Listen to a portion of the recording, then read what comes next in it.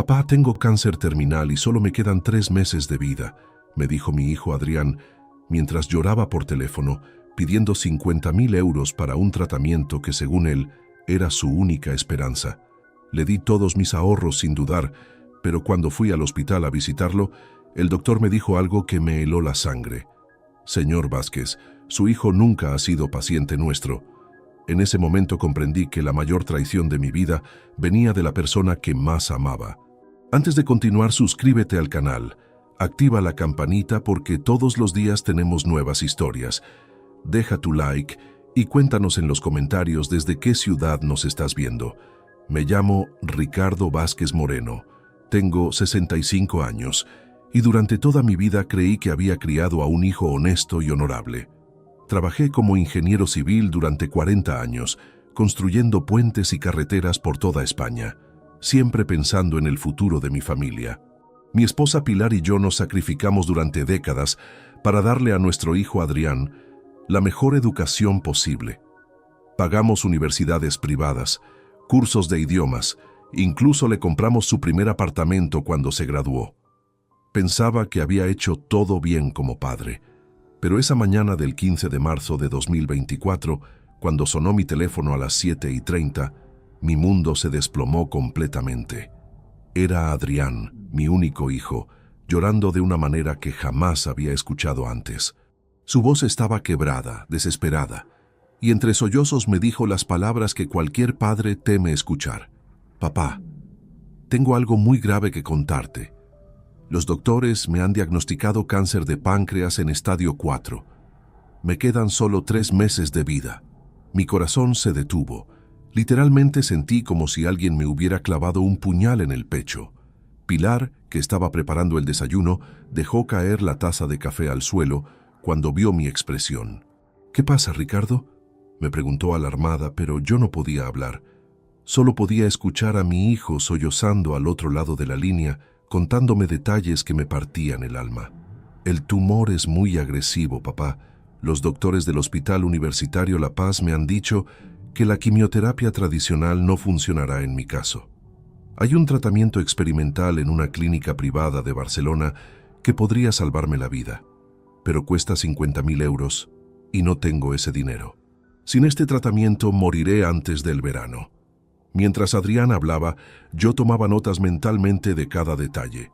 Como ingeniero siempre he sido meticuloso y algo en mi interior me decía que debía prestar atención a cada palabra. Mencionó nombres específicos. El doctor Javier Molina Castro, como su oncólogo principal, habló de niveles de marcadores tumorales CA19-9 elevados y describió síntomas como dolor abdominal severo y pérdida de peso de 15 kilos en 2 meses. Hijo, tranquilo, le dije, aunque mi propia voz temblaba. Vamos a conseguir ese dinero. Tu madre y yo haremos lo que sea necesario. ¿Cuándo necesitas el pago para empezar el tratamiento? En 1 semana, papá. El doctor Molina dice que cada día que pase sin comenzar reduce mis posibilidades de supervivencia. Sé que es mucho dinero, pero es mi única oportunidad de vivir. No quiero morir, papá. Tengo tantos planes, tantas cosas por hacer aún. Después de colgar, abracé a Pilar mientras ella lloraba inconsolablemente. Vamos a vender el coche, Ricardo. Usaremos todos nuestros ahorros. Es nuestro hijo, me decía entre lágrimas. Yo asentía, pero una pequeña voz en mi interior me susurraba que algo no encajaba completamente. No era desconfianza hacia Adrián, sino el instinto paternal de un hombre que había vivido 65 años y había aprendido a leer entre líneas. Esa misma tarde, mientras organizábamos nuestras finanzas, recordé una conversación que había tenido con mi amigo Tomás Iglesias Prado, quien es médico oncólogo en el Hospital Ramón y Cajal. Decidí llamarlo, no para traicionar la confianza de mi hijo, sino para entender mejor la enfermedad y poder apoyarlo de la manera más efectiva posible. Tomás, necesito que me expliques sobre el cáncer de páncreas. Mi hijo acaba de ser diagnosticado y estoy desesperado, le dije cuando contestó el teléfono. Tomás me explicó muchas cosas técnicas, pero cuando mencioné los detalles específicos que Adrián había compartido, noté una pequeña pausa. Ricardo, Los marcadores CA199 no se usan para diagnóstico inicial en páncreas y los tratamientos experimentales que mencionas no existen en Barcelona con esas características. Además, un diagnóstico tan específico requiere múltiples estudios que toman semanas. No se da en una sola consulta. Colgué el teléfono con una sensación extraña en el estómago.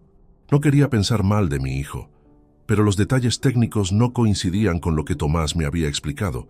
Sin embargo, decidí que no importaba.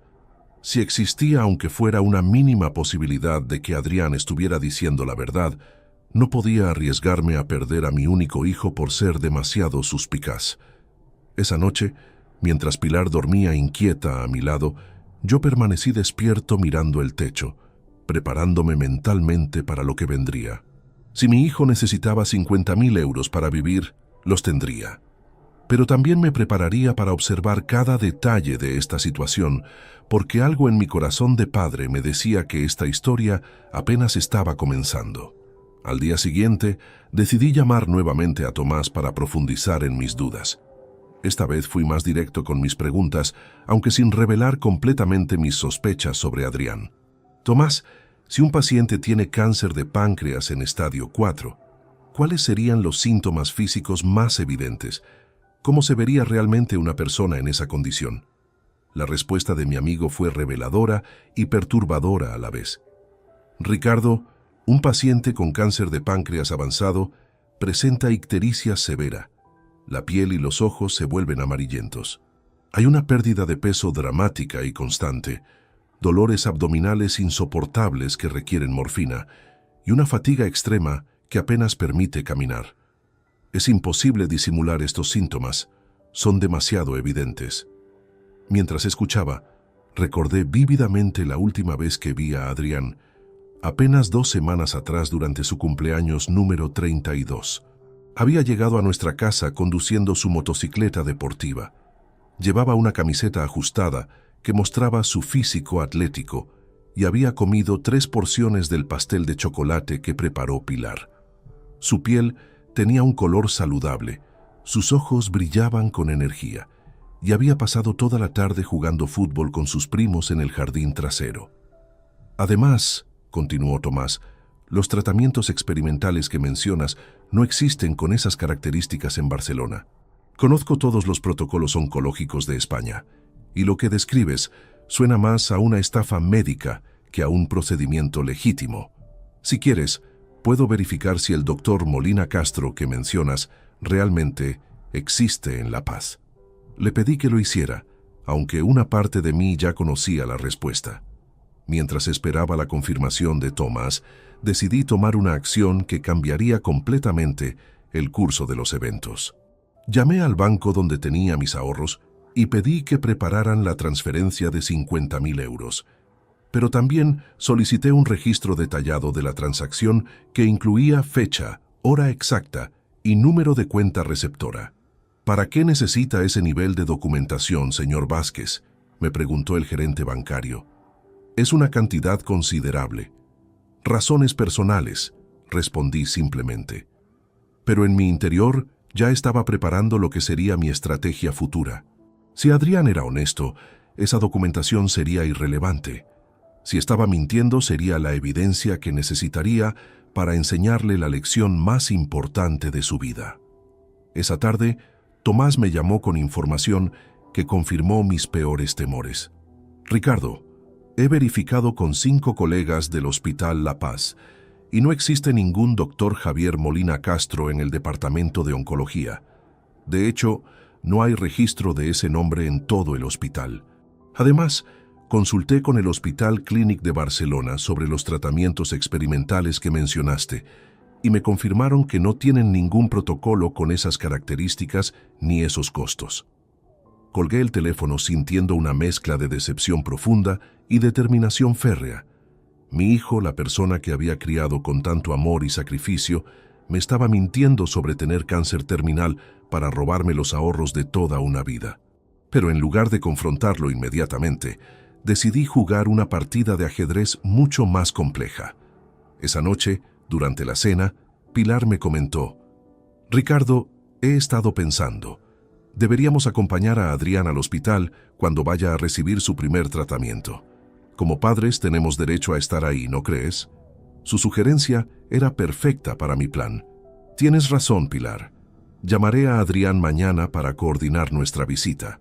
Quiero conocer personalmente a este doctor Molina y entender exactamente en qué consiste el procedimiento.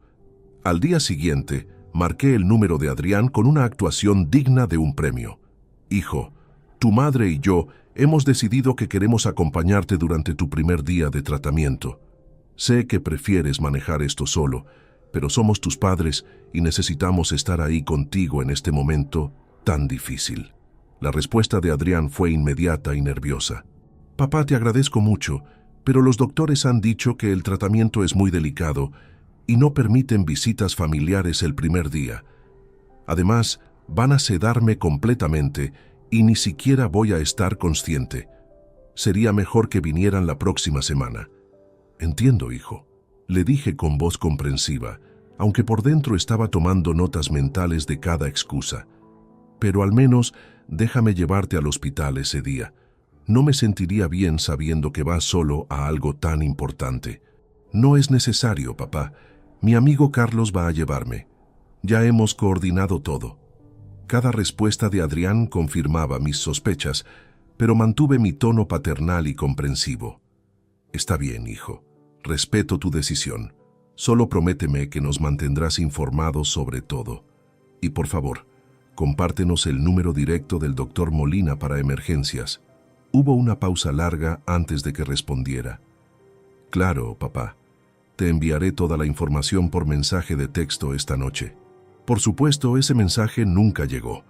Cuando lo llamé al día siguiente para preguntar sobre la información, Adrián me dijo que había habido problemas técnicos con el sistema del hospital y que me enviaría todo muy pronto.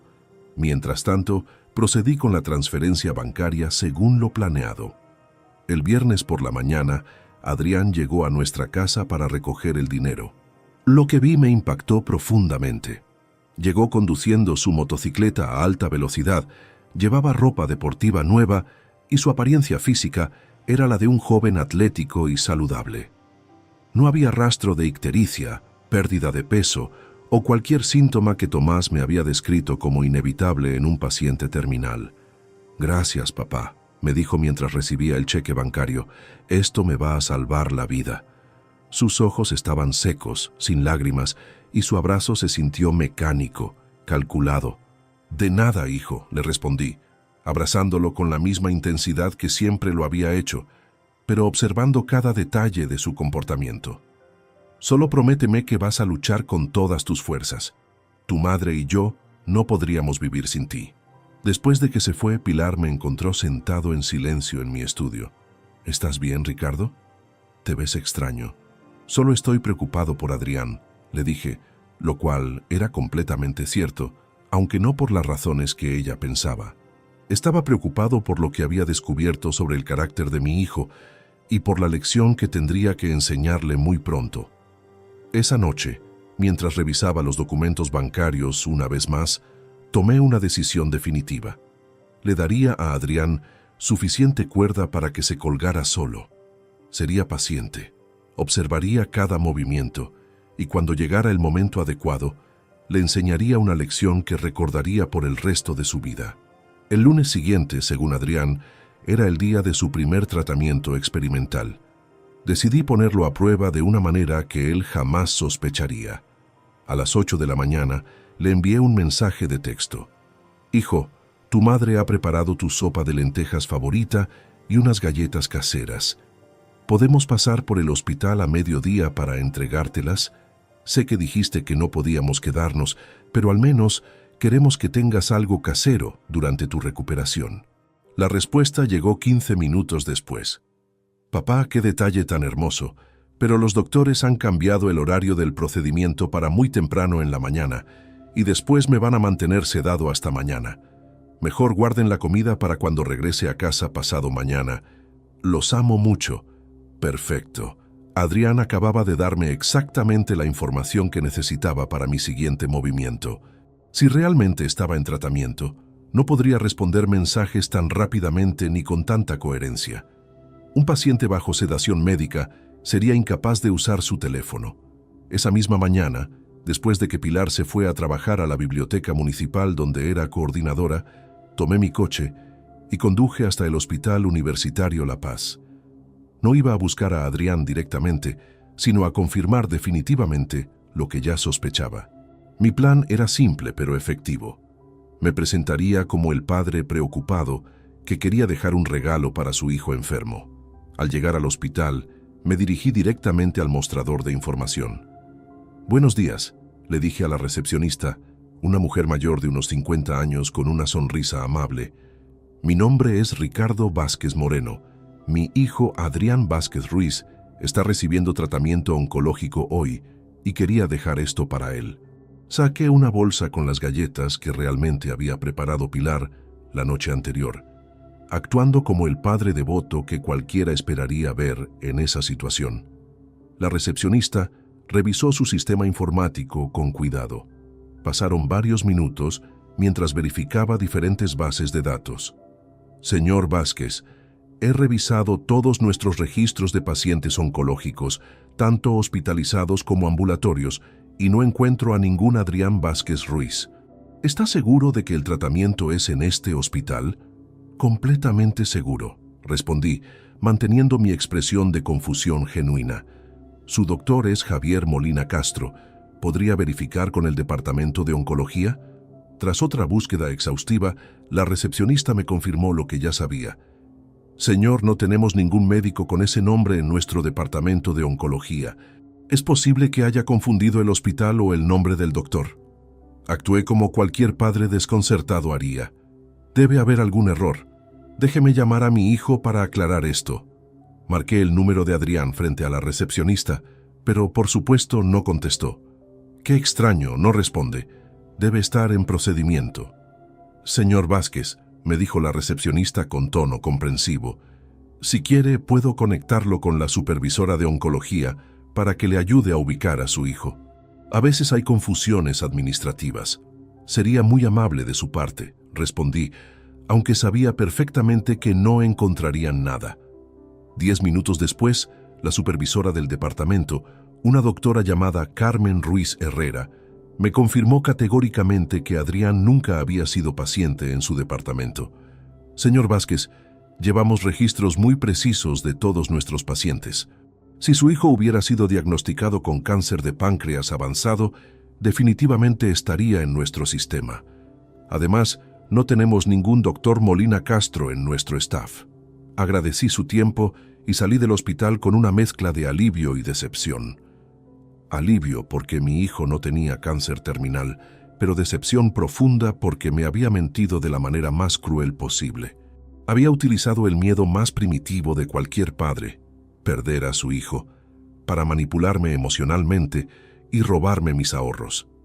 De regreso a casa, decidí verificar una corazonada que había tenido. En lugar de conducir directamente, tomé un desvío por el concesionario de automóviles BMW, donde Adrián siempre había soñado con comprar un coche deportivo. Para mi sorpresa, pero no para mi shock, vi su motocicleta estacionada en el lote de exhibición. Me estacioné discretamente al otro lado de la calle y observé. A los pocos minutos, vi a Adrián salir del concesionario acompañado por un vendedor, ambos sonriendo ampliamente. Estaban revisando un BMW Serie 3 deportivo de color negro que costaba exactamente 45.000 euros, según pude ver en el letrero del parabrisas. Mi hijo, que supuestamente estaba sedado en un hospital recibiendo tratamiento para cáncer terminal, estaba comprando un coche de lujo con el dinero que había obtenido mediante una mentira despiadada. Lo observé durante 20 minutos mientras completaba el papeleo de compra, actuando como cualquier joven exitoso que acababa de recibir una bonificación inesperada. Cuando finalmente se subió a su nuevo BMW y se alejó, permanecí sentado en mi coche durante varios minutos más, procesando la magnitud completa de lo que acababa de presenciar. No era solo el dinero robado lo que me dolía, aunque 50.000 euros representaban los ahorros de toda una vida de trabajo honesto. Era el hecho de que mi propio hijo había calculado deliberadamente usar mi amor paternal como arma contra mí. Esa noche, cuando llegué a casa, Pilar me recibió con ansiedad. ¿Cómo está Adrián? ¿Pudiste hablar con los doctores? Le mentí, algo que raramente había hecho en nuestros 38 años de matrimonio. Los procedimientos se retrasaron. Mañana podremos visitarlo. No estaba listo para romperle el corazón a Pilar con la verdad. Primero necesitaba decidir exactamente cómo manejaría esta situación. Durante la cena, mi teléfono sonó. Era Adrián, llamando desde su nuevo BMW mientras conducía a quién sabe dónde con el dinero que había robado. «Papá, ¿cómo estás? El tratamiento de hoy fue muy duro, pero los doctores dicen que respondí bien. Estoy muy débil y me duele todo el cuerpo, pero tengo esperanzas de que este procedimiento funcione». Su actuación era perfecta. Si no hubiera sido por mi investigación, habría creído cada palabra. Su voz sonaba genuinamente cansada y hasta agregó algunos gemidos de dolor convincentes durante la conversación. «Me alegra escuchar eso, hijo», respondí con la misma actuación paternal que él esperaba. «¿Necesitas que vayamos a cuidarte mañana?» «No, papá. Los efectos secundarios son muy fuertes y prefiero descansar solo. Pero muchas gracias por preguntar. Tu apoyo significa todo para mí en estos momentos tan difíciles». Después de colgar, me quedé despierto hasta muy tarde, planificando cuidadosamente mis próximos movimientos. Adrián creía que era más inteligente que su viejo padre, pero estaba a punto de descubrir que 40 años de experiencia en ingeniería civil me habían enseñado a construir estrategias tan sólidas como los puentes que diseñaba. Mi hijo había elegido jugar un juego peligroso conmigo, usando la mentira más despiadada posible. Ahora era mi turno de enseñarle que algunas lecciones en la vida se aprenden de la manera más difícil y que subestimar a tu padre puede ser el error más costoso que jamás cometas. Los siguientes días fueron una obra maestra de actuación mutua. Adrián continuaba enviándome mensajes detallados sobre su supuesta recuperación, describiendo efectos secundarios del tratamiento que había investigado cuidadosamente en Internet. Yo respondía con la preocupación y el cariño que cualquier padre mostraría, mientras secretamente documentaba cada una de sus mentiras. El jueves por la tarde, decidí hacer mi jugada más audaz hasta el momento. Le envié un mensaje a Adrián. «Hijo, tu madre está muy angustiada porque no hemos podido verte desde que comenzó el tratamiento. Hemos decidido hacer una visita sorpresa al hospital mañana por la tarde, solo para verte un momento y asegurarnos de que estás bien. No tienes que decir nada a los doctores, solo queremos verte con nuestros propios ojos». La respuesta tardó casi 1 hora en llegar, lo cual en sí mismo era revelador. «Papá, entiendo perfectamente su preocupación, pero mañana tengo programados exámenes médicos muy complicados durante todo el día. Los doctores han sido muy claros sobre no permitir visitas durante estas pruebas diagnósticas. ¿Podríamos dejarlo para el lunes de la próxima semana?» «Por supuesto, hijo», le respondí. «Tu salud es lo más importante, pero al menos dime en qué habitación estás, para poder enviar flores o algo que te haga sentir mejor». Otra pausa larga. «Estoy en la habitación 312 del ala norte, pero honestamente prefiero que no envíen nada porque los doctores han dicho que necesito un ambiente completamente estéril durante esta fase del tratamiento. Cualquier elemento externo podría comprometer mi recuperación». «Perfecto». Adrián acababa de darme la información exacta que necesitaba para ejecutar la siguiente fase de mi plan.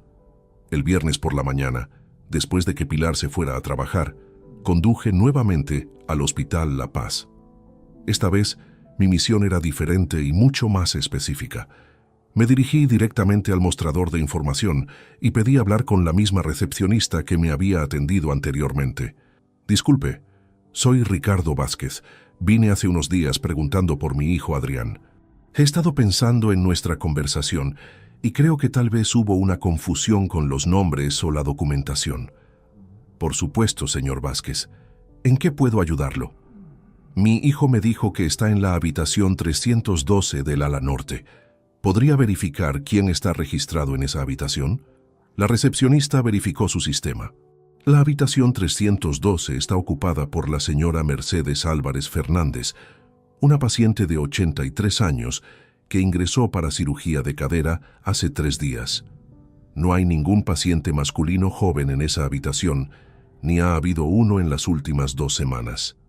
¿Sería posible que verificáramos todas las habitaciones del ala norte para pacientes oncológicos jóvenes?, pregunté, manteniendo mi actuación de padre confundido. Tras una búsqueda exhaustiva, la respuesta fue categórica. No había ningún paciente que coincidiera con la descripción de Adrián en todo el departamento de oncología del hospital. Más aún, los registros mostraban que no había habido ningún ingreso de pacientes con cáncer de páncreas en las últimas 4 semanas.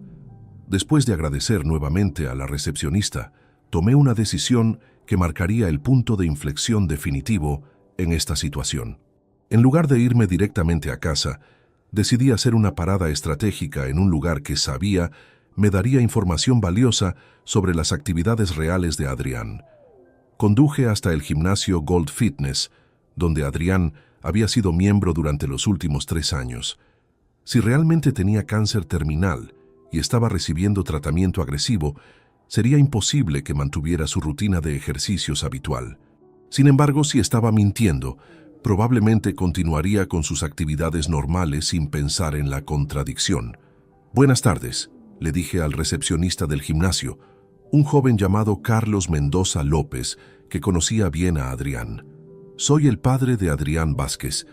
Quería preguntarle si mi hijo ha venido al gimnasio en los últimos días. Está pasando por un momento médico complicado y quería asegurarme de que no se esté esforzando demasiado físicamente». Carlos sonrió ampliamente. «Claro que conozco a Adrián. De hecho, ha estado viniendo más frecuentemente que nunca. Esta semana ha venido todos los días y ayer completó una rutina de entrenamiento intensivo de 2 horas. Me comentó que se sentía mejor que nunca y que había decidido ponerse en la mejor forma física de su vida». La información de Carlos confirmó definitivamente lo que ya sabía, pero también me dio un detalle adicional que no había anticipado. ¿Mencionó algo específico sobre por qué se sentía tan motivado para entrenar? «Sí, de hecho», respondió Carlos. «Me dijo que había tenido un golpe de suerte financiero reciente y que quería celebrarlo poniéndose en forma para impresionar a una chica nueva que había conocido. Incluso me invitó a ver su nuevo BMW que había comprado esta semana». Ahí estaba. Mi hijo no solo me había robado con una mentira despiadada, sino que estaba celebrando activamente su éxito, mientras yo sufría creyendo que estaba muriendo.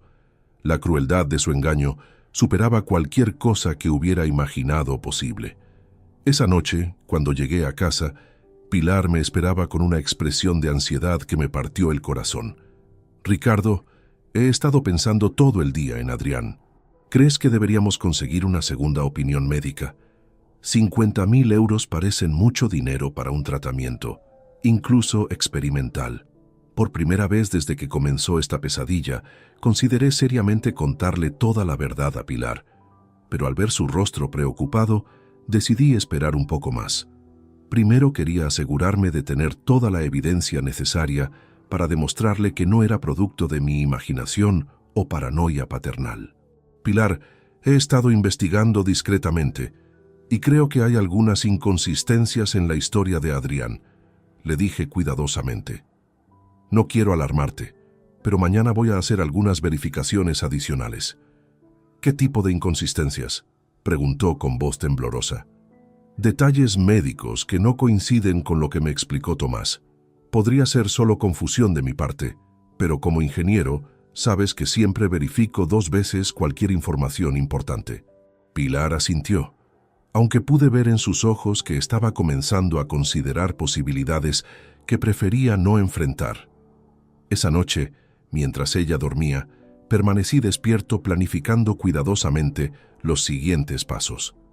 Adrián había cometido el error de subestimarme, creyendo que un padre amoroso sería fácil de manipular. Lo que no entendía era que precisamente porque lo amaba tanto, no iba a permitir que continuara por un camino que destruiría completamente su carácter y su futuro. Mi hijo había elegido convertirme en su víctima, pero estaba a punto de descubrir que había elegido al oponente equivocado. Los próximos días determinarían si Adrián sería capaz de aprender la lección más importante de su vida o si se condenaría a sí mismo a perder para siempre el respeto y el amor de su familia. La guerra silenciosa entre padre e hijo estaba a punto de llegar a su momento decisivo, y solo uno de nosotros saldría de esta situación con su dignidad intacta. El sábado por la mañana, mientras desayunaba con Pilar, recibí un mensaje de Adrián que casi me hace escupir el café.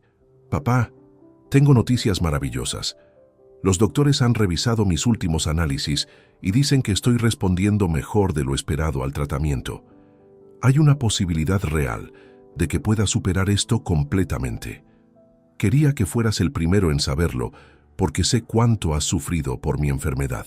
Pilar, que estaba leyendo el mensaje por encima de mi hombro, comenzó a llorar de alegría. «Ricardo, es un milagro. Nuestro hijo se va a curar», exclamó abrazándome con una felicidad que me destrozó el alma, sabiendo la verdad que ella aún desconocía. Es increíble», logré responder, luchando contra la furia que sentía hacia Adrián por manipular así las emociones de su madre. Ese mismo día, decidí ejecutar una estrategia que revelaría definitivamente la magnitud completa del engaño de mi hijo. Sabía que Adrián mantenía activas sus redes sociales, particularmente Instagram, donde solía compartir aspectos de su vida social. Si realmente estaba enfermo y en tratamiento, sus publicaciones reflejarían esa realidad. Si estaba mintiendo, inevitablemente se traicionaría a sí mismo. No era usuario frecuente de redes sociales, pero durante mis años de ingeniería había aprendido que la información más valiosa siempre está disponible si sabes dónde buscarla. Le pedí ayuda a mi vecino Julián Morales Santos, un hombre de mi edad que trabajaba en informática y entendía estas tecnologías modernas. «Julián, necesito que me ayudes a revisar el perfil de Instagram de mi hijo. Hay algunas situaciones familiares que necesito verificar», le expliqué sin entrar en detalles comprometedores. Lo que descubrimos en los siguientes 30 minutos superó incluso mis peores expectativas. El perfil de Adrián mostraba una secuencia de publicaciones de los últimos 10 días que documentaban perfectamente sus actividades reales mientras me mentía sobre estar muriendo en un hospital.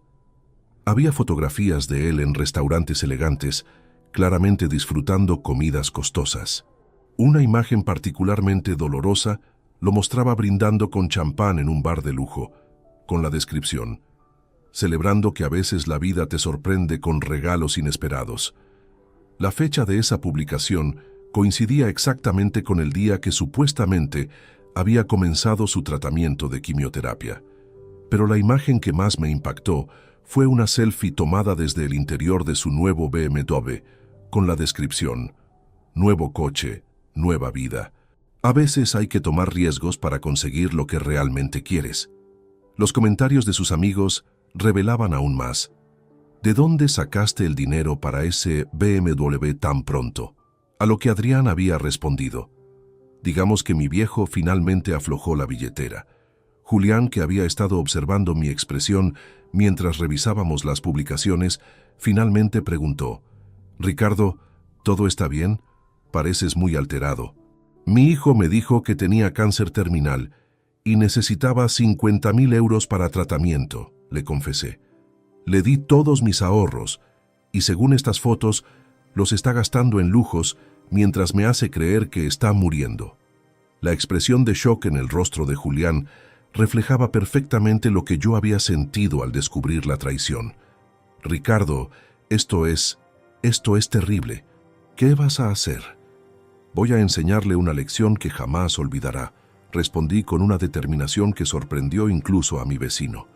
Esa tarde, mientras Pilar visitaba a su hermana, tomé varias capturas de pantalla de las publicaciones más incriminatorias de Adrián. También imprimí los registros bancarios que mostraban la transferencia de 50.000 euros y preparé un dossier completo de evidencias que incluía las confirmaciones del hospital sobre la inexistencia del doctor Molina Castro. Pero mi descubrimiento más revelador llegó esa noche, cuando decidí hacer una última verificación en las redes sociales de Adrián. Había publicado una nueva foto apenas 2 horas antes. Estaba en una discoteca exclusiva de Madrid, rodeado de amigos, claramente ebrio y celebrando. La descripción decía: La vida es demasiado corta para no disfrutarla al máximo. Gracias, papá, por hacer esto posible, seguido de emojis de corazones y risas. La crueldad de esa publicación me golpeó como un puñetazo. No solo estaba celebrando haber robado mis ahorros, sino que tenía la audacia de agradecérmelo públicamente, sabiendo que yo creía que estaba ayudándolo a salvar su vida. En ese momento, tomé una decisión definitiva. No confrontaría a Adrián inmediatamente. En lugar de eso, le permitiría continuar cavando su propia tumba social y moral hasta que no tuviera escapatoria posible. Comenzaría a documentar sistemáticamente cada mentira, cada contradicción y cada momento de su celebración a mis expensas. El domingo por la mañana, Adrián me llamó con su actuación más elaborada hasta la fecha. Papá, quería agradecerte nuevamente por todo lo que has hecho por mí. Anoche tuve una conversación muy profunda conmigo mismo sobre la vida y la muerte, y me di cuenta de lo afortunado que soy de tener un padre como tú. Cuando salga de esto, voy a ser un hijo completamente diferente. Te lo prometo. Me alegra escuchar eso, Adrián, respondí con una calma que él interpretó como emoción paternal. Solo quiero que te concentres en recuperarte. ¿Cómo te sientes físicamente? Débil pero esperanzado. Los doctores dicen que la próxima semana será crucial. Van a hacer más pruebas para determinar si el tratamiento está funcionando como esperan. Mientras hablaba, pude escuchar música de fondo y voces de otras personas. Mi hijo me estaba llamando desde lo que claramente era una reunión social, fingiendo estar en recuperación médica. «Hijo, escucho voces de fondo. ¿Hay otros pacientes ahí contigo?» Una pausa. «Sí, papá. Hay otros pacientes jóvenes en mi ala del hospital. Nos hemos hecho amigos y nos apoyamos mutuamente. Es reconfortante no estar solo en esto». Cada palabra que salía de su boca era una mentira calculada, diseñada específicamente para manipular mis emociones. Pero ahora, en lugar de dolor, sentía una determinación fría y metodical. Después de colgar, me senté en mi escritorio y comencé a planificar meticulosamente lo que sería la confrontación más importante de mi vida como padre. Adrián había elegido convertirme en su víctima, utilizando el amor más sagrado que existe, el de un padre por su hijo, como arma contra mí. Pero mi hijo estaba a punto de descubrir que había subestimado gravemente a su oponente. Los próximos días determinarían si era posible salvarlo de sí mismo, o si había cruzado una línea de la cual no habría retorno posible. Durante la semana siguiente, desarrollé un plan que requería paciencia quirúrgica y precisión absoluta. Como ingeniero, había aprendido que las estructuras más sólidas se construyen con cimientos perfectamente calculados, y la lección que le enseñaría a Adrián necesitaba esos mismos fundamentos inquebrantables. Mi primer paso fue contactar discretamente con varios miembros de nuestra familia extendida. No para revelar la verdad inmediatamente, sino para organizar algo que Adrián jamás sospecharía: una reunión familiar de apoyo y celebración por su supuesta mejoría médica. Llamé a mi hermana Elena Vázquez Moreno, quien vivía en Barcelona y siempre había tenido una relación especial con Adrián. «Elena, tengo noticias sobre Adrián que quería compartir contigo personalmente. Ha estado pasando por una crisis de salud seria, pero parece que está mejorando. Me gustaría organizar una reunión familiar para mostrarle nuestro apoyo». Elena, como esperaba, se mostró inmediatamente preocupada y dispuesta a ayudar. «Ricardo, ¿por qué no me dijiste nada antes? Por supuesto que estaremos ahí. ¿Qué tipo de crisis de salud? Prefiero explicártelo cuando nos veamos en persona. Estoy organizando una comida familiar para el próximo domingo. ¿Podrían venir tú y Fernando con los chicos? También contacté a mi cuñado Miguel Ruiz Herrera, hermano de Pilar, y a varios primos cercanos. Les expliqué que Adrián había estado enfermo, pero se estaba recuperando y que queríamos hacer una celebración familiar para levantarle el ánimo. Nadie cuestionó los detalles porque confiaban en mi criterio como cabeza de familia. Mientras organizaba esta reunión, continué documentando meticulosamente las actividades reales de Adrián a través de sus redes sociales. Sus publicaciones se habían vuelto cada vez más extravagantes. fotos en spas de lujo, restaurantes de 5 estrellas e incluso había reservado un viaje a Ibiza para el mes siguiente. Una publicación particularmente reveladora mostraba a Adrián en una joyería exclusiva, probándose un reloj Rolex que costaba más de 20.000 euros. El comentario decía: «Cuando la vida te da limones, cómprate un Rolex». Sus amigos comentaban preguntando de dónde había sacado tanto dinero tan repentinamente, y él respondía con emojis de guiños y comentarios como: «Un padre generoso es una bendición». Pero mi descubrimiento más impactante llegó el miércoles por la noche. Mientras revisaba sus actividades en línea, encontré que Adrián había creado una nueva cuenta de Instagram bajo un nombre falso: Adrián Vive la Vida 2024. En esta cuenta secreta había documentado completamente su fraude. Había fotos de él contando fajos de billetes con la descripción: «Nunca subestimes el poder de una buena actuación». Una imagen lo mostraba brindando con amigos en su BMW nuevo con el texto: «Mi viejo se tragó toda la historia del cáncer, 50.000 euros por unas lágrimas falsas, no está mal». La fotografía más cruel era una selfie tomada en el mismo momento en que me había llamado fingiendo estar débil en el hospital. En la imagen se veía claramente en una terraza de un hotel de lujo, riendo con la descripción: «Llamando a papá para mantener viva la farsa, Oscar para mejor actor dramático». Esa noche, cuando Pilar ya se había acostado, imprimí todas estas evidencias y las organicé cronológicamente.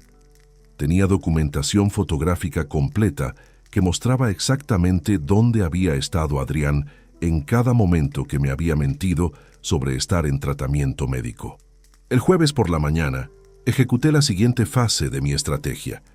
Llamé a Adrián y le dije: «Hijo, hemos organizado una reunión familiar para el domingo. Toda la familia quiere verte y celebrar tu mejoría. Elena y Fernando vienen desde Barcelona y Miguel traerá a toda su familia. Queremos hacer una comida especial en tu honor». La respuesta de Adrián fue inmediata y nerviosa: «Papá, no sé si sea buena idea. Todavía estoy muy débil y no quiero preocupar a la familia viéndome en estas condiciones». «Precisamente por eso queremos verte», insistí. «La familia necesita confirmar con sus propios ojos que estás mejorando. Además, el doctor Molina dice que la interacción social positiva es parte importante de tu recuperación, ¿verdad?». Una pausa larga. Sí, eso dijo. «Está bien, papá.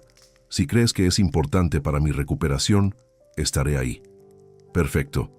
La comida será a las 2 de la tarde. Y Adrián, he invitado también a Tomás, mi amigo médico, porque quiere conocerte y hablar contigo sobre tu experiencia. Dice que puede aprender mucho de tu caso para ayudar a otros pacientes». Esta vez, la pausa fue aún más larga.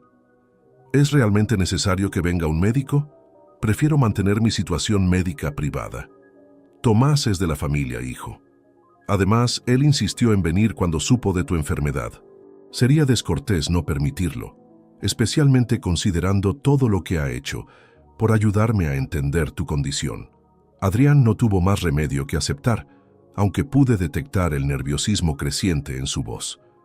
Durante los siguientes 3 días, finalicé los preparativos para lo que sería el momento de verdad definitivo. Preparé copias de toda la evidencia que había recopilado, fotografías de sus redes sociales, registros bancarios, confirmaciones del hospital sobre la inexistencia del doctor Molina Castro y testimonios del gimnasio sobre sus actividades físicas intensivas. También me tomé el tiempo de redactar una carta detallada, explicando cada paso de mi investigación, las fechas exactas de cada mentira y las evidencias correspondientes. Esta carta serviría como guía durante la confrontación, asegurándome de no omitir ningún detalle crucial. El sábado por la noche, mientras repasaba mentalmente mi estrategia para el día siguiente, recibí un último mensaje de Adrián que consolidó definitivamente mi determinación. «Papá, mañana puede ser difícil para mí emocionalmente. Ver a toda la familia reunida me hace pensar en lo frágil que es la vida y en lo cerca que he estado de perderlo todo. Gracias por organizar esto. Después de mañana creo que podré comenzar a vivir realmente de nuevo. La ironía de sus palabras era perfecta. Después de mañana, efectivamente, todo cambiaría para Adrián. Pero no de la manera que él esperaba. Mi hijo estaba a punto de descubrir que las acciones tienen consecuencias y que mentir a tu padre utilizando el miedo más primitivo de cualquier progenitor, perder a su hijo, tenía un precio que hasta ese momento no había calculado. El domingo llegó con un cielo despejado que contrastaba dramáticamente con la tormenta que estaba a punto de desatarse en mi hogar. A las 11 de la mañana, comencé los preparativos finales para lo que sería el momento más crucial en mi relación con Adrián. Pilar había preparado una comida especial, sin sospechar que sería testigo de una revelación que cambiaría para siempre nuestra percepción de nuestro hijo. «Ricardo, estoy tan emocionada de que Adrián se esté recuperando», me dijo mientras colocaba las flores que había comprado especialmente para la ocasión. «Esta reunión familiar será perfecta para levantarle el ánimo». «Será perfecta», acordé, aunque por razones completamente diferentes a las que ella imaginaba. A la 1:30 comenzaron a llegar los invitados. Elena y Fernando llegaron primero desde Barcelona, seguidos por Miguel y su familia. Todos preguntaban por Adrián con genuina preocupación, ya que solo sabían que había estado enfermo, pero se estaba recuperando. Tomás llegó puntualmente a las 2 menos cuarto, llevando consigo un maletín que contenía material médico auténtico que habíamos acordado usar como parte de la confrontación. «Ricardo, ¿estás seguro de que quieres hacer esto de esta manera?», me preguntó discretamente. «Completamente seguro. Mi hijo necesita aprender esta lección de la forma más impactante posible, o nunca cambiará verdaderamente». A las 2 en punto, Adrián llegó conduciendo su nuevo BMW. El contraste era inmediatamente evidente para cualquiera que supiera la verdad. Se veía completamente saludable, bronceado por sus recientes escapadas a la playa y claramente en excelente condición física. Llevaba ropa cara nueva y un reloj que reconocí como uno de los que había visto en sus fotografías secretas de Instagram. «Adrián», exclamó Elena corriendo a abrazarlo, «¿cómo te sientes? Tu padre nos contó que has estado muy enfermo». La actuación de Adrián comenzó inmediatamente. «Tía Elena, ha sido muy difícil, pero estoy luchando. Los doctores dicen que estoy respondiendo bien al tratamiento, aunque todavía tengo días muy duros». Durante los siguientes 30 minutos, observé a mi hijo mentir descaradamente a cada miembro de la familia. Les contó historias elaboradas sobre sesiones de quimioterapia inexistentes. Describió efectos secundarios que había investigado en Internet y hasta simuló momentos de debilidad cuando pensaba que nadie lo estaba observando demasiado de cerca. Pero yo estaba observando cada detalle. Noté cómo se olvidaba de actuar cuando estaba entretenido en conversaciones normales, cómo su fatiga desaparecía mágicamente cuando hablaba de temas que le interesaban y cómo evitaba cuidadosamente cualquier pregunta específica sobre su tratamiento médico. A las 3 de la tarde, después de la comida principal, me puse de pie y golpeé suavemente mi copa para llamar la atención. «Familia, quiero agradecerles por venir hoy a apoyar a Adrián en este momento tan importante de su vida». Todas las conversaciones cesaron y todos los ojos se dirigieron hacia mí. Adrián sonreía confiadamente, esperando probablemente un discurso emotivo sobre su valentía ante la enfermedad. «Adrián», continué mirándolo directamente, «durante las últimas 3 semanas has demostrado ser un maestro del engaño. Has logrado convencer a tu familia de que estabas muriendo de cáncer, has fabricado historias médicas elaboradas e incluso has creado personajes ficticios como el doctor Javier Molina Castro». La sonrisa se desvaneció inmediatamente del rostro de Adrián. El color de su piel cambió visiblemente y pude ver el pánico comenzando a instalarse en sus ojos. «Papá, ¿de qué estás hablando?», tartamudeó, pero su voz ya había perdido toda la confianza anterior. «Estoy hablando de la mentira más elaborada y cruel que jamás había presenciado», respondí con voz firme. Saqué la primera carpeta de evidencias que había preparado. El Hospital Universitario La Paz confirma oficialmente que nunca has sido paciente suyo. No existe registro de tu nombre en ningún departamento. Y definitivamente no existe ningún doctor Molina Castro en su personal médico.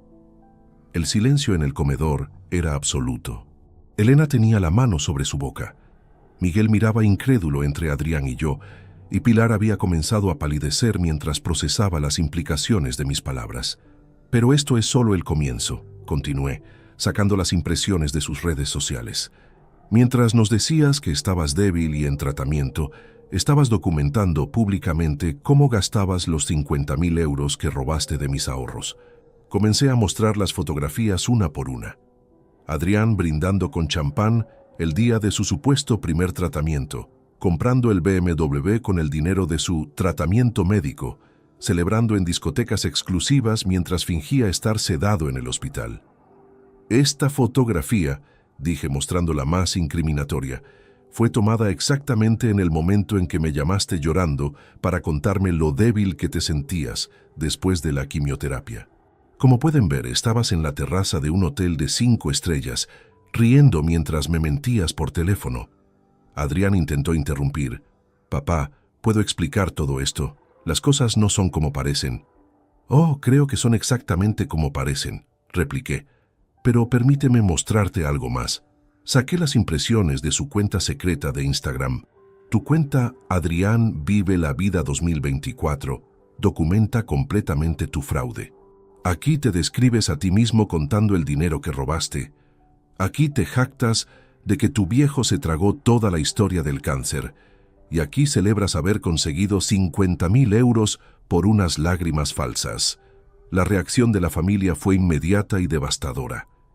Elena comenzó a llorar, no de alegría como había hecho toda la semana, sino de horror ante lo que estaba escuchando. Miguel se puso de pie abruptamente, claramente conmocionado por la magnitud del engaño.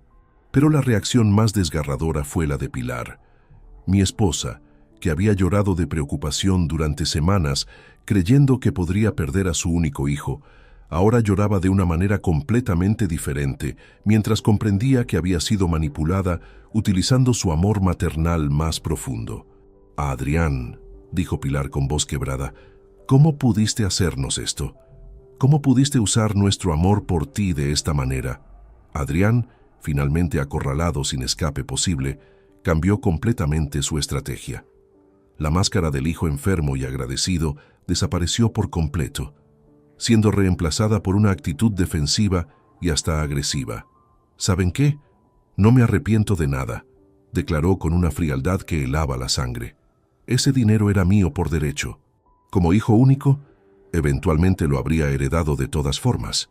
Solo adelanté el proceso. Sus palabras cayeron sobre la familia como bombas. La ausencia total de remordimiento, la justificación calculada de su fraude y su actitud despectiva hacia el sufrimiento que había causado revelaron un nivel de narcisismo que ninguno de nosotros había sospechado. Tomás, que había permanecido silencioso durante toda la confrontación, finalmente habló.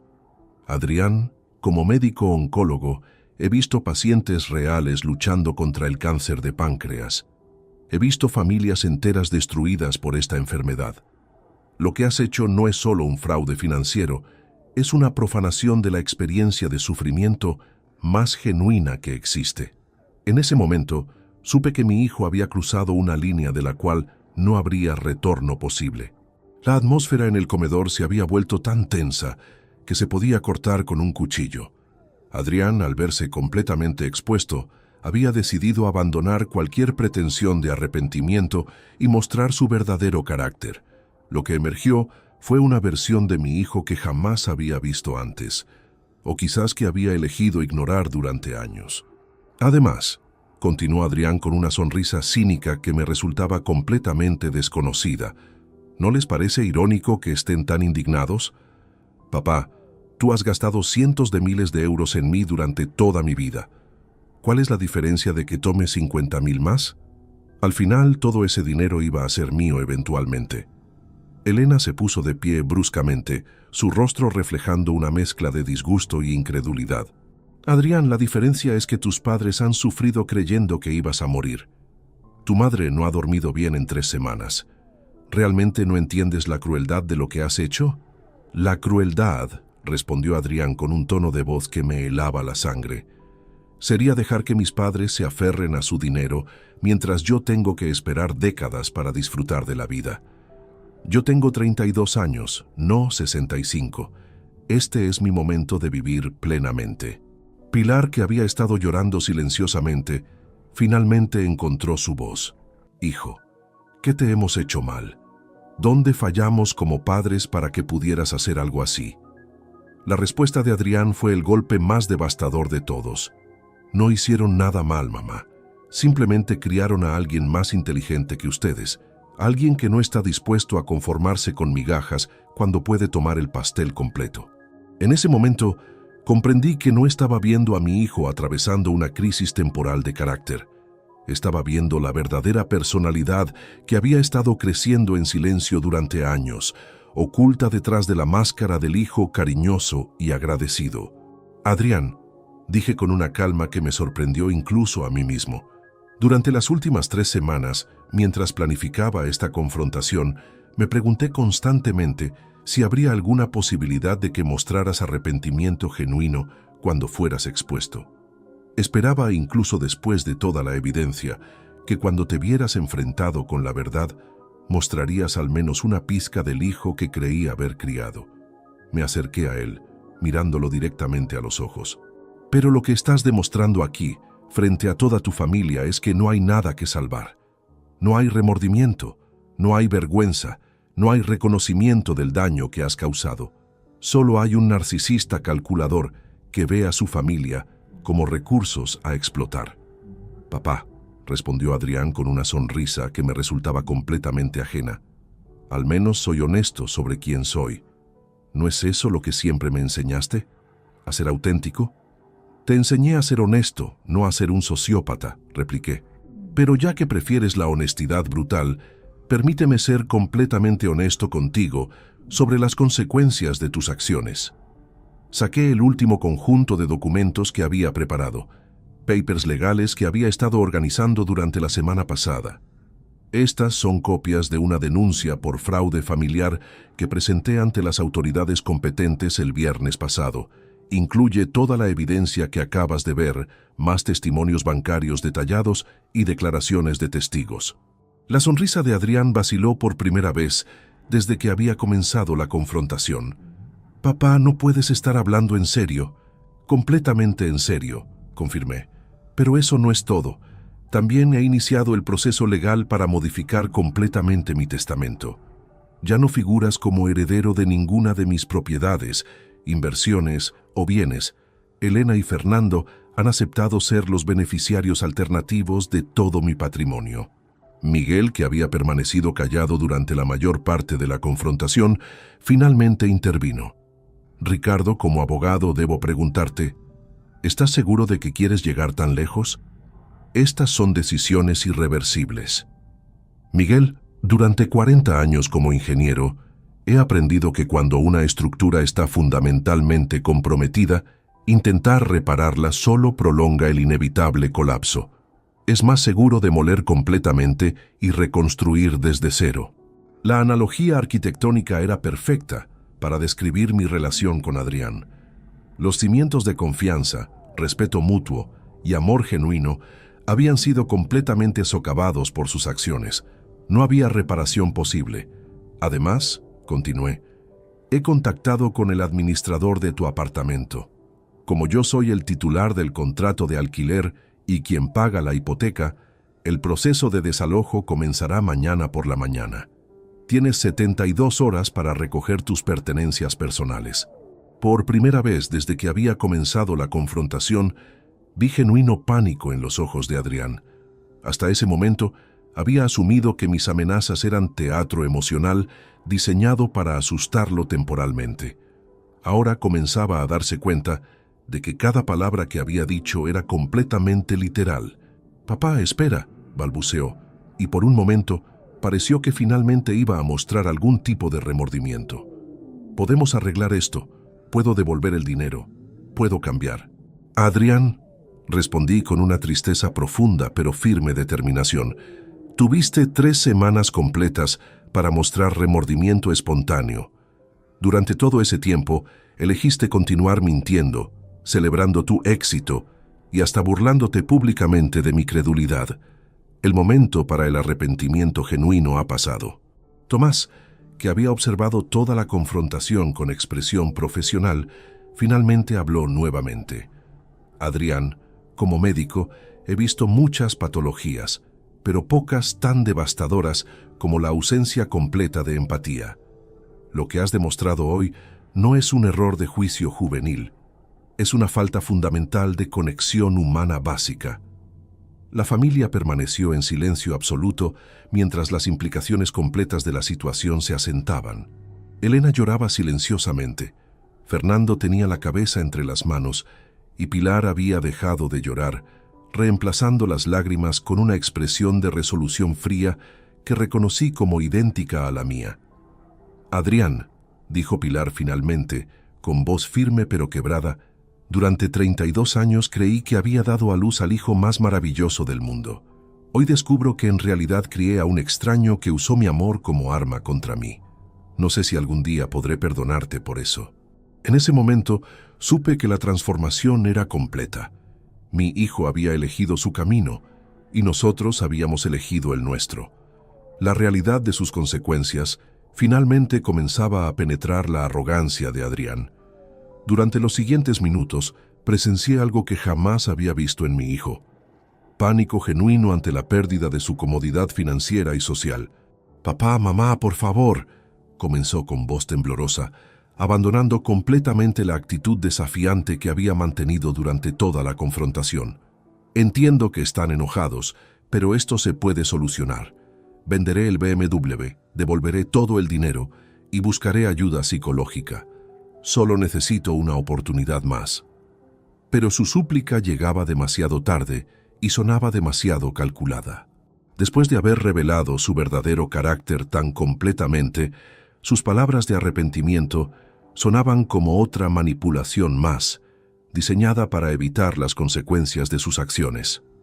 «Adrián», respondí con firmeza, «durante las últimas 3 semanas tuviste múltiples oportunidades de mostrar remordimiento espontáneo. Cada vez que hablamos por teléfono, cada vez que me mentiste sobre tu supuesto tratamiento, cada vez que publicaste fotografías celebrando tu fraude, tenías la opción de detener esta farsa y confesar la verdad». Elena, que había estado llorando silenciosamente, se acercó a Adrián con expresión de profunda decepción. «Adrián, yo fui quien te cuidó cuando tus padres trabajaban. Te cambié los pañales, te llevé a tu primera cita médica, celebré cada uno de tus logros académicos. ¿Cómo pudiste sentarte aquí, mirarme a los ojos y mentirme sobre estar muriendo?» «Tía Elena, yo no quería involucrar a toda la familia», balbuceó Adrián. «Esto era entre mi padre y yo. Era entre tu padre y tú hasta que decidiste convertir tu mentira en una performance familiar», estalló Fernando, que había permanecido callado durante la mayor parte de la confrontación. «Hemos viajado desde Barcelona, hemos reorganizado nuestras vidas, hemos llorado por ti durante semanas. Eres un manipulador despiadado». Miguel, aprovechando su experiencia legal, decidió intervenir con información práctica. «Adrián, como abogado, debo explicarte las implicaciones reales de lo que tu padre ha iniciado. La denuncia por fraude familiar puede resultar en cargos criminales, no solo civiles. Estás enfrentando la posibilidad de prisión real, no solo pérdida de herencia». Por primera vez desde que lo conocía, vi terror genuino en los ojos de Adrián. «¿Prisión? Papá, no puedes estar hablando en serio sobre enviar a tu propio hijo a la cárcel». «Adrián», le dije con una calma que había desarrollado durante mis décadas de ingeniería, donde las decisiones emocionales podían resultar en colapsos estructurales, «cuando construyes un puente, cada componente debe ser absolutamente confiable. Si descubres que un elemento fundamental está comprometido, no puedes simplemente esperar que se arregle solo. Debes reemplazarlo completamente para proteger la integridad de toda la estructura». «Pero yo soy tu hijo, no un componente de ingeniería», protestó desesperadamente. «Exactamente», respondí. «Eres mi hijo, lo cual hace tu traición infinitamente más dolorosa que cualquier falla estructural que haya enfrentado profesionalmente. Un puente defectuoso puede matar a desconocidos, pero tú has destruido deliberadamente a las personas que más te aman. Tomás, que había observado toda la interacción con interés profesional, añadió su perspectiva médica. Adrián, en medicina, cuando un tratamiento no funciona, continuarlo solo causa más daño al paciente. Tu padre ha intentado durante años tratarte con amor, apoyo y recursos financieros, esperando que te convirtieras en un hombre honorable. Claramente, ese tratamiento ha fallado. En ese momento, saqué el último documento que había preparado, una carta oficial del Hospital Universitario San Carlos, donde había organizado algo que representaría la culminación de la lección que quería enseñarle a Adrián. «Hijo», dije sosteniéndolo papel, «quiero ofrecerte una última oportunidad de redención, aunque sinceramente dudo que la aproveches. He hablado con la administración del Hospital San Carlos, que tiene una unidad oncológica de pediatría, donde tratan a niños reales con cáncer real». Adrián me miró con confusión, claramente sin entender hacia dónde me dirigía. «Han aceptado permitir que trabajes como voluntario no remunerado durante 2 años completos. Limpiarás habitaciones, ayudarás con tareas básicas y, más importante, verás de primera mano lo que realmente significa luchar contra el cáncer. Verás a niños de 5 años peleando batallas que tú fingiste tener». «¿Trabajo voluntario?», preguntó Adrián, como si las palabras fueran completamente ajenas a su vocabulario. «Trabajo voluntario», confirmé. «Sin salario, sin beneficios, sin reconocimiento público. Solo la oportunidad de entender el sufrimiento real que tú profanaste con tu actuación. Si completas esos 2 años, y si los supervisores médicos confirman que has mostrado crecimiento genuino como ser humano, consideraré retirar la denuncia criminal». Miguel asintió con aprobación profesional. «Es una oferta generosa, Adrián. La mayoría de los padres en la posición de Ricardo simplemente te dejarían enfrentar las consecuencias legales completas sin oportunidad de redención. Pero», continué, «si rechazas esta oportunidad, o si la aceptas pero no la completas con dedicación absoluta, procederé con todos los cargos legales posibles. Además, me aseguraré de que cada empleador potencial en España sepa exactamente qué tipo de persona eres».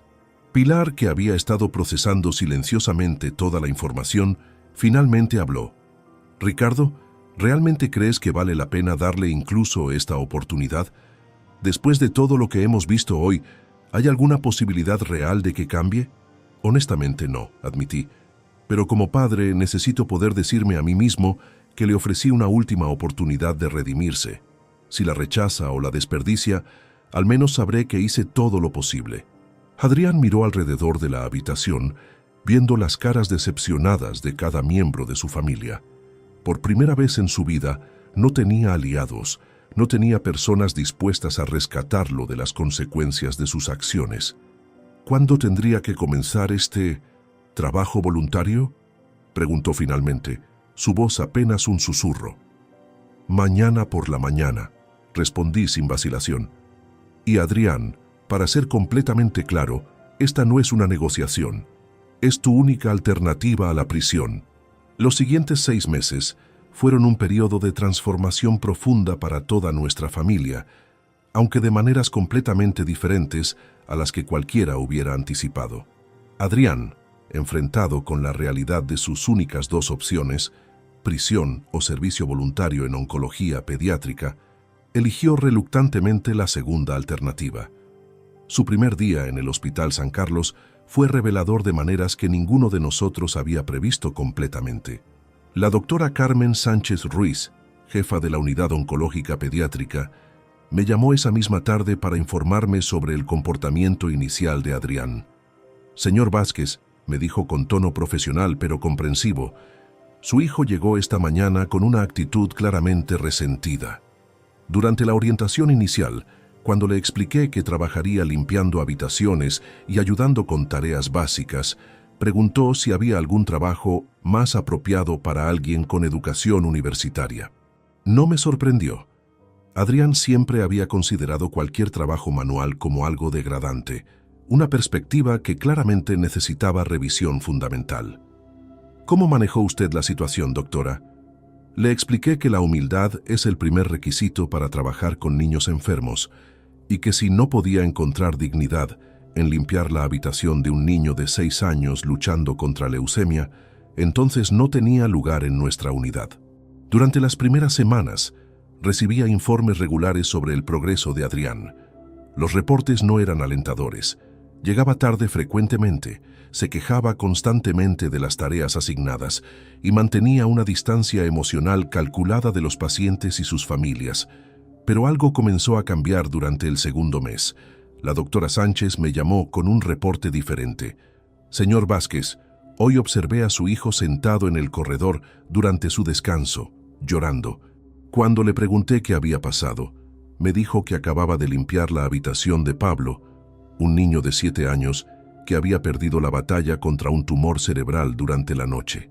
Era la primera vez en meses que escuchaba algo sobre Adrián que sugería una conexión emocional genuina con otra persona.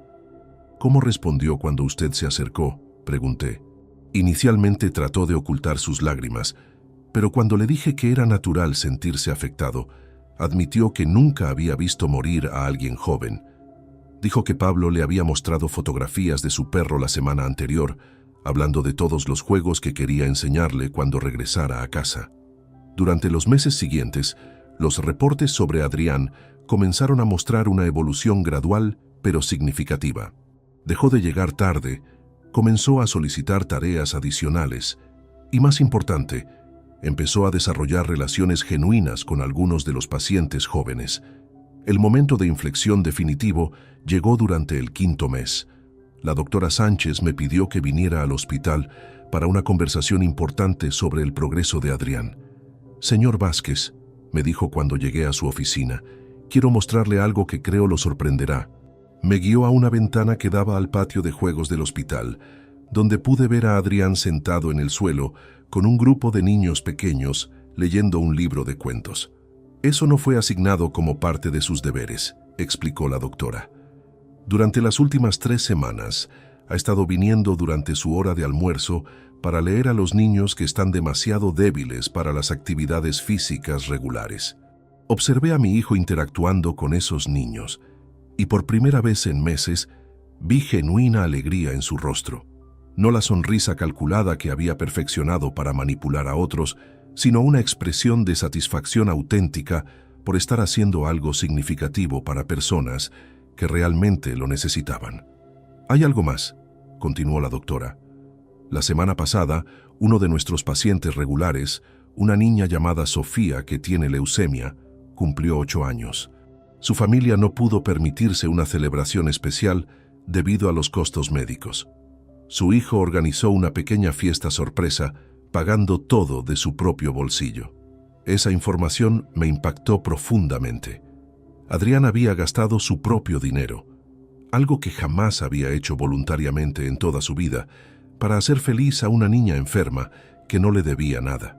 ¿De dónde sacó el dinero?, pregunté, genuinamente curioso. Ha estado trabajando turnos adicionales, limpiando oficinas en las noches para ganar algo de dinero extra. Aparentemente, vendió su BMW y está viviendo en un apartamento muy modesto cerca del hospital. Durante los siguientes meses, continué recibiendo reportes sobre la transformación de Adrián. Había comenzado a estudiar sobre diferentes tipos de cáncer infantil, no porque fuera requerido, sino porque quería entender mejor lo que atravesaban sus pequeños amigos pacientes. La doctora Sánchez me informó que Adrián había desarrollado una relación especial con un niño de 10 años llamado David, quien estaba luchando contra osteosarcoma. David había perdido toda esperanza, me explicó. Sus padres están divorciados, su madre trabaja 2 empleos para pagar el tratamiento, y él se había vuelto muy retraído. Pero su hijo ha logrado conectar con él de una manera extraordinaria. Al acercarse el final del primer año de servicio voluntario de Adrián, la doctora me pidió otra reunión. Esta vez tenía una propuesta inesperada. Señor Vázquez, he observado una transformación genuina en su hijo durante estos meses. Ha mostrado dedicación, empatía y un crecimiento personal que honestamente no esperaba ver. Me gustaría ofrecerle la oportunidad de convertirse en coordinador voluntario de actividades recreativas para nuestra unidad. ¿Qué implicaría eso?, pregunté. Sería responsable de organizar programas educativos y recreativos para los pacientes, coordinar con las familias para eventos especiales y ayudar con la transición emocional de niños que reciben diagnósticos difíciles. Es un trabajo que requiere madurez emocional considerable. Por primera vez en más de un año, consideré seriamente la posibilidad de que mi hijo hubiera experimentado un cambio auténtico de carácter, no simplemente una actuación diseñada para evitar consecuencias legales. Esa noche, tomé una decisión que marcaría el siguiente capítulo de nuestra relación padre-hijo. Exactamente 18 meses después de aquella confrontación familiar que cambió nuestras vidas para siempre, recibí una llamada que jamás esperé escuchar. Era Adrián, pero su voz sonaba completamente diferente a cualquier conversación que hubiéramos tenido en los últimos años. «Papá», me dijo con una humildad que reconocí como genuina, «sé que no tengo derecho a pedirte esto después de todo lo que hice, pero me gustaría verte. Hay algo importante que necesito decirte y quiero hacerlo cara a cara». Durante los meses anteriores, había mantenido contacto indirecto con el progreso de Adrián a través de los reportes médicos, pero habíamos evitado cualquier comunicación personal directa. La herida de su traición había sido demasiado profunda para sanar rápidamente, y yo necesitaba ver evidencia concreta de cambio antes de considerar cualquier reconciliación. «Está bien, Adrián», respondí después de una pausa reflexiva. «Podemos vernos en el café cerca del hospital el sábado por la tarde». Cuando llegué al lugar acordado, casi no reconocí al hombre que me esperaba en una mesa del rincón. El Adrián que había confrontado 18 meses atrás había sido arrogante, bien vestido con ropa cara y proyectaba una actitud de superioridad calculada. El hombre que se puso de pie para recibirme era completamente diferente. Llevaba ropa simple pero limpia, había perdido peso de una manera saludable y, más importante, sus ojos mostraban algo que nunca había visto antes: paz genuina consigo mismo. «Papá», comenzó cuando nos sentamos, «durante los últimos 18 meses he aprendido cosas sobre mí mismo que jamás habría descubierto de otra manera. Quiero empezar agradeciendo por haberme obligado a enfrentar las consecuencias de mis acciones, incluso cuando sé que debe haber sido doloroso para ti como padre». «Adrián», respondí cuidadosamente, «he seguido tus reportes médicos. La doctora Sánchez me ha mantenido informado sobre tu trabajo en el hospital. Pero necesito escuchar de ti qué ha cambiado realmente». «Todo», respondió sin vacilación. «Papá, durante 32 años viví creyendo que el mundo me debía algo, que por ser tu hijo, por haber nacido en una familia acomodada, tenía derecho automático a una vida cómoda sin esfuerzo genuino. El cáncer que fingí tener para robarte se convirtió en una metáfora perfecta de quién era realmente, algo destructivo que consumía todo a su alrededor sin dar nada valioso a cambio». Sus palabras mostraban una introspección que jamás había demostrado anteriormente. Continué escuchando, evaluando cuidadosamente si sus reflexiones eran auténticas o otra manipulación elaborada. Trabajar con niños que realmente luchan contra el cáncer me mostró lo que significa la verdadera fortaleza, continuó. He visto a niños de 6 años enfrentar tratamientos que yo no podría soportar ni fingiendo. He consolado a padres que darían cualquier cosa, incluyendo sus propias vidas, por salvar a sus hijos. Y me di cuenta de que yo había profanado ese amor sagrado que tú sentías por mí. «¿Qué específicamente te hizo cambiar?», pregunté, queriendo entender el momento preciso de su transformación. «Fue David», respondió, y por primera vez vi lágrimas genuinas en sus ojos. «El niño de 10 años que mencionó la doctora Sánchez. Durante meses, lo vi luchar contra el osteosarcoma con una dignidad que yo nunca había mostrado ante ninguna dificultad real. Cuando finalmente perdió su batalla el mes pasado, me pidió que le prometiera algo». Adrián hizo una pausa, claramente emocionado por el recuerdo. «Me pidió que le prometiera que viviría una vida que valiera la pena, porque él ya no podría hacerlo. Me dijo que había observado cómo yo había llegado al hospital enojado y resentido. pero que durante los meses había visto cambiar mi actitud. Dijo que si él, que se estaba muriendo realmente, podía encontrar razones para sonreír cada día, entonces yo, que tenía salud perfecta, no tenía excusas para desperdiciar mi vida. La sinceridad en su voz era inconfundible. Este no era el Adrián manipulador que había conocido durante años, sino alguien que había sido genuinamente transformado por experiencias reales de pérdida y servicio. «Papá», continuó, «he venido a pedirte perdón, pero no para que me reintegres a la familia o restaures mi herencia. He venido a agradecerte por haberme salvado de mí mismo. Si hubiera cedido a mi manipulación hace 18 meses, habría continuado siendo un parásito emocional por el resto de mi vida». «¿Qué planes tienes para el futuro?», le pregunté, genuinamente curioso sobre sus aspiraciones. «He decidido estudiar trabajo social especializado en oncología pediátrica. La doctora Sánchez me ha ofrecido una posición remunerada como coordinador de programas una vez que complete mi certificación. Por primera vez en mi vida, tengo un propósito que va más allá de mi propio beneficio». Durante las siguientes 2 horas, continuamos hablando sobre su transformación, sus nuevas perspectivas sobre la vida y sus planes futuros. Gradualmente, comencé a reconocer elementos del hijo que siempre había esperado tener, pero que habían estado ocultos bajo capas de narcisismo y privilegio no ganado. Cuando nos despedimos esa tarde, tomé una decisión que habría sido impensable 18 meses antes. «Adrián», le dije mientras caminábamos hacia nuestros respectivos coches, «tu madre y yo hemos discutido la posibilidad de comenzar una reconstrucción gradual de nuestra relación familiar. No será automático y llevará tiempo ganar nuevamente nuestra confianza completa, pero estamos dispuestos a intentarlo si tú continúas demostrando el crecimiento genuino que has mostrado». «Papá», respondió con lágrimas en los ojos, «no esperaba ni merecía esa oportunidad. Te prometo que no la desperdiciaré». 6 meses después, mientras escribo esta historia, Adrián ha completado su certificación en trabajo social y continúa trabajando en el Hospital San Carlos. Ha desarrollado programas innovadores para ayudar a familias que enfrentan diagnósticos de cáncer infantil, y su trabajo ha sido reconocido por instituciones médicas en toda España. Más importante, ha aprendido la lección más valiosa que cualquier padre puede enseñar, que el verdadero valor de una persona no se mide por lo que puede tomar de otros, sino por lo que puede dar al mundo. A veces, las lecciones más profundas solo pueden aprenderse a través del sufrimiento genuino y la confrontación directa con nuestras propias fallas.